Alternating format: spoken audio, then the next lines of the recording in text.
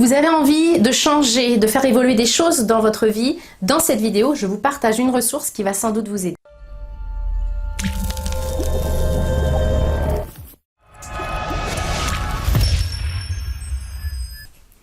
Bonjour, mon nom est Nathalie Martin, je suis coach en éveil de conscience auprès des hommes et des femmes qui veulent une vie remplie de sens et d'abondance à tous les niveaux.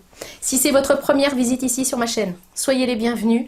Je vous invite à vous abonner pour avoir en priorité mes prochaines vidéos et également à télécharger mon coffret 3 clés pour redonner du sens à votre vie.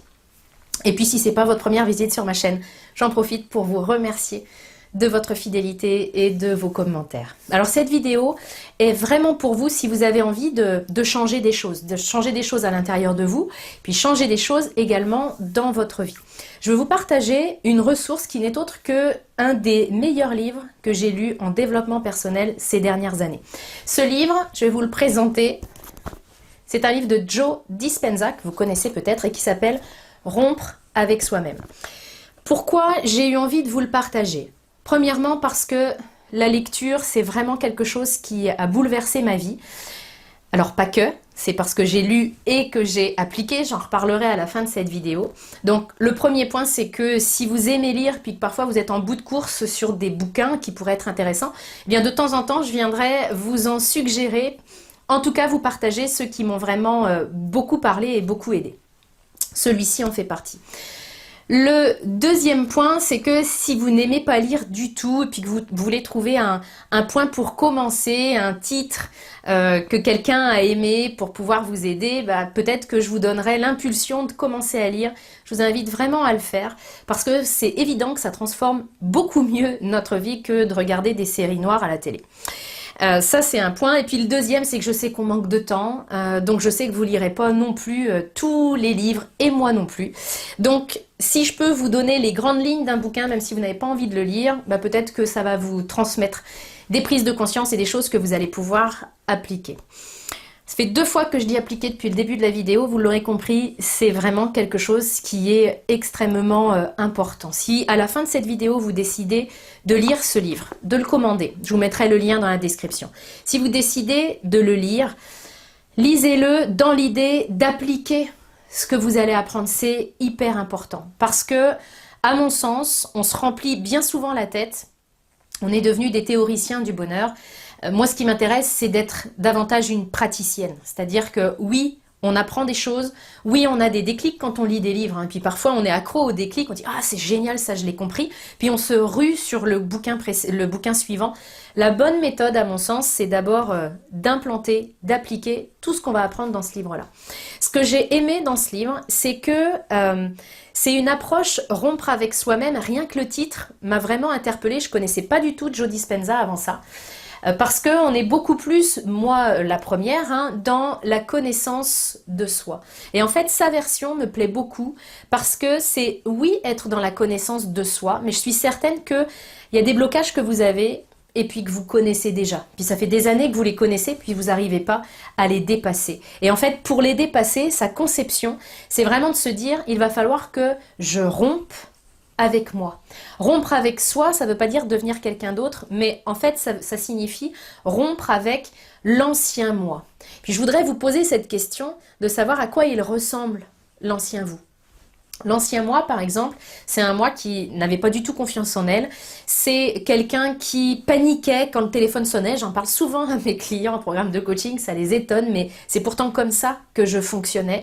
C'est quelqu'un qui surjouait, c'est-à-dire que je jouais à la rigolote de service pour cacher un manque énorme d'estime de moi et de confiance en moi. C'est aussi quelqu'un dont la blessure de rejet était extrêmement présente dans le discours que je pouvais me tenir, dans les expériences, dans mes relations aux autres. Voilà à peu près le portrait robot de mon ancien moi. Et pour devenir celle que je suis aujourd'hui, parce que je suis restée moi-même, mais simplement dans une version plus élaborée de mon point de vue, en tout cas, à mon sens, eh bien il a fallu que je casse mes attachements, que je casse mes anciens fonctionnements, mes anciens schémas, parce que si je les avais continués, ben, je serais encore prise dans mes peurs, dans mes blessures, dans mon mode panique, dans mon manque de confiance en moi, dans mon manque d'authenticité.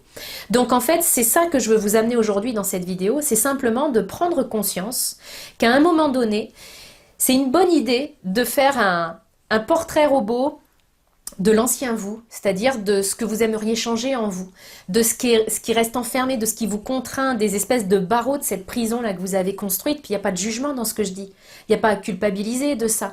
Nous sommes des êtres humains, on a enregistré plein de trucs, on a un disque dur rempli de peurs, de blessures, etc. Puis ça fait de nous l'être que nous sommes aujourd'hui.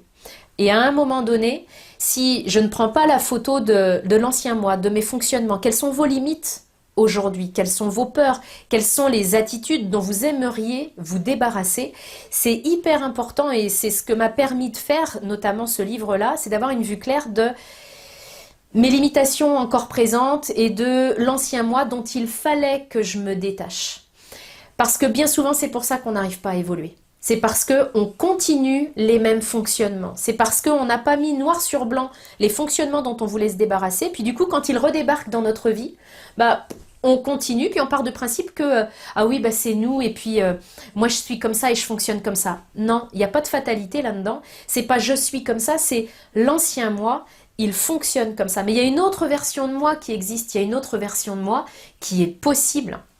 Donc, je vous invite vraiment à prendre conscience de l'ancien vous, et puis le plus souvent possible, rompez avec cet ancien vous. Bien sûr en restant dans l'amour de vous, parce que c'est une démarche d'amour, ça, de vous libérer de tous vos blocages, mais simplement, quand vos conditionnements, quand l'ancien moi débarque dans votre vie, eh bien, en conscience, ne suivez pas ses conseils, ses consignes et ses ultimatums, parce que si vous le faites, vous renforcez encore dans votre vie, dans votre cerveau, vous renforcez encore la présence de l'ancien vous dans votre existence. Donc c'est ce que je voulais vous partager dans ce livre-là. Si vous voulez aller plus loin, n'hésitez pas, lisez ce livre, Rompre avec soi-même, puis le sous-titre c'est pour se créer de nouveau, et pour se créer à nouveau. Et c'est vraiment ça que je vous souhaite, que je souhaite à chacun de vous, que je me souhaite aussi, c'est d'avoir l'énergie, la conscience de se créer à nouveau quand il y a une partie de nous qu'on n'aime pas, ou qui nous bloque, ou qui nous limite,